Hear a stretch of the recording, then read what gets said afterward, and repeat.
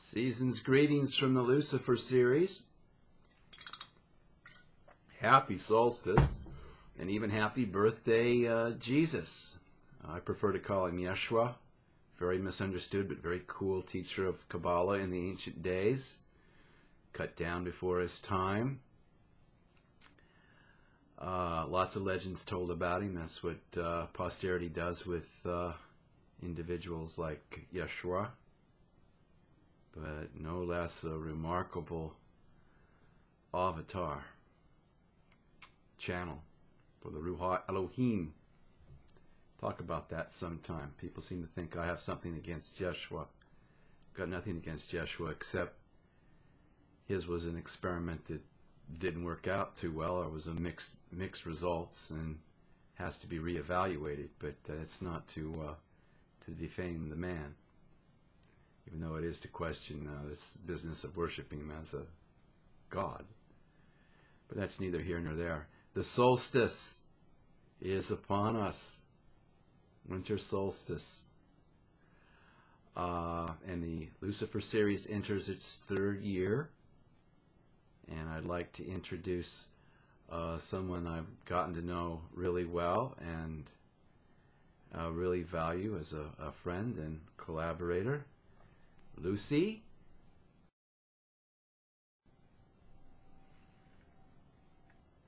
Lucy's someone who contacted me a while back with some enthusiasm about the Lucifer series.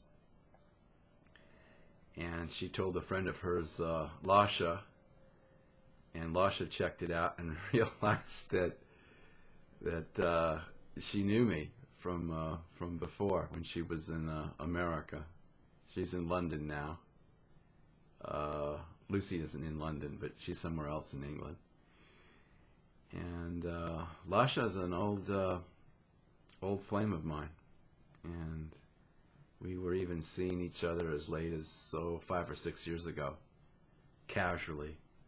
She travels a lot and has a lot of boyfriends, but I hadn't heard from her for 5 or 6 years, and now she's resurfacing. She's camera shy, so she's not going to appear here.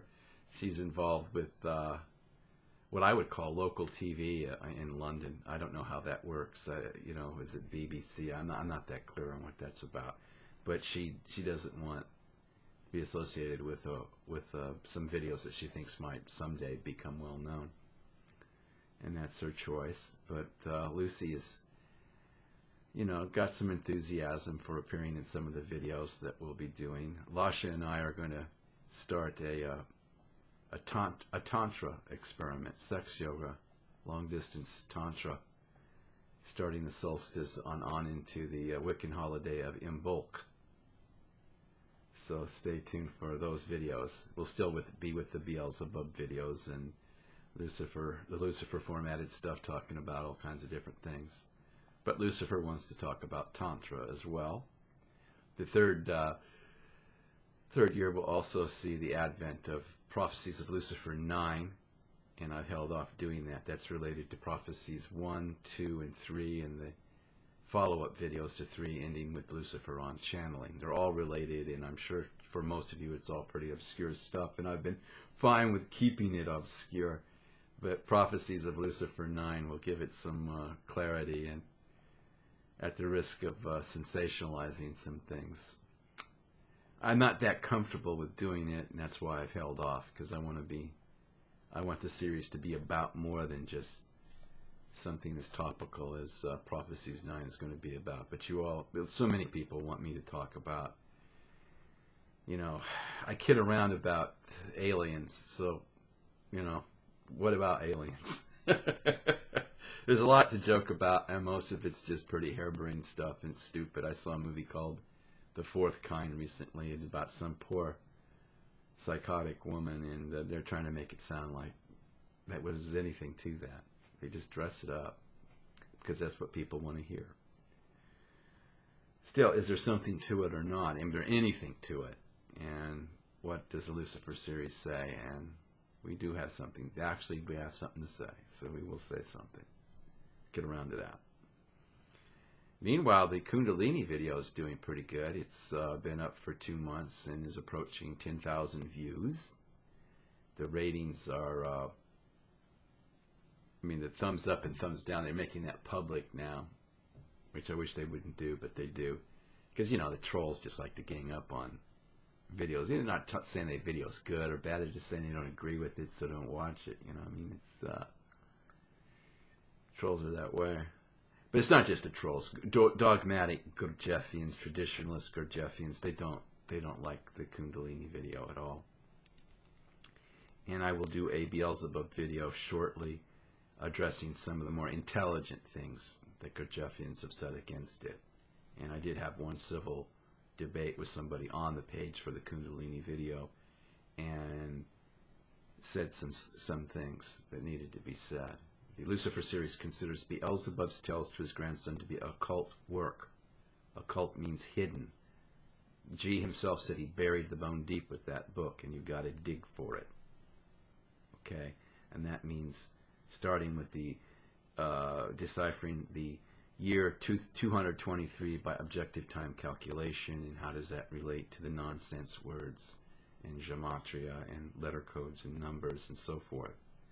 And it will always be seen as musings. And, excuse me, the tone we take in a Lucifer series is you can take it as musings. We don't care. Why would I care? See, I think that's the thing that dogmatic people don't understand. I don't have dogmas. Dogmas are creatures of the ego. It's what your ego clings to have absolute certainty about something.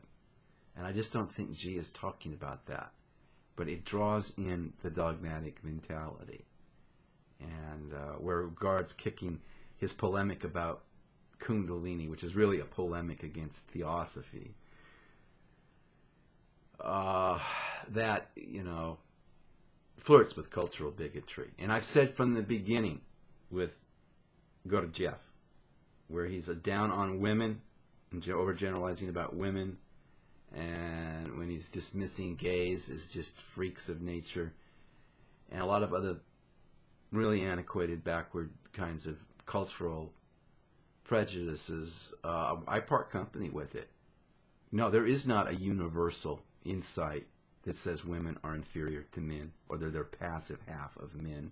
And there's no universal, ageless insight back to the primordial beginning of time that different expressions of sexuality between consenting adults is, you know, some crime against nature. Tell that to nature.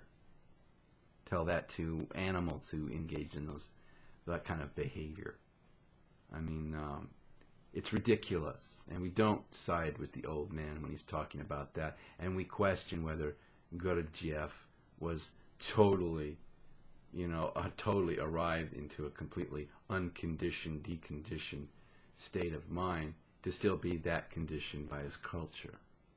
Okay? It's all relative, and in that respect, we do respect G, but we respect him realistically. And we think that a lot of what he's saying, a lot of the polemical stuff, and a lot of the nonsense words and the nonsense absurd things going on that are easily challenged factually in Beelzebub Tales to his grandson, all of that is window dressing to drop clues to bring you in to what he's talking about. It's easier to talk about the occult meaning of the Book of Lies by Aleister Crowley because it's so obviously about hidden stuff. He's so obviously obfuscating so much and challenging you to put it together, whereas G, it's a lot more convoluted. But it's worth digging for. If you're not lazy and you want to dig for it, we'll help you with that. Okay? In the meantime, happy Solstice, and a big warm welcome to Lucy. She'll be with us in a few videos, and she's very, very welcomed by me and by anyone who really gets to know her. She's got a lot of energy. So that's it. That's our show for tonight. This isn't going to be seen by that many people, but by those of you who do, I appreciate your watching, and I hope you have a great winter season and all your respective celebrations, be they Christian or pagan or Jewish. I don't imagine there are any Muslims watching. If Muslims really hate hate what I do, I mean, even more than anybody. But if any of you are out there, I got nothing against you either. You're my enemy. I'm not yours. Okay. So, peace. Bye.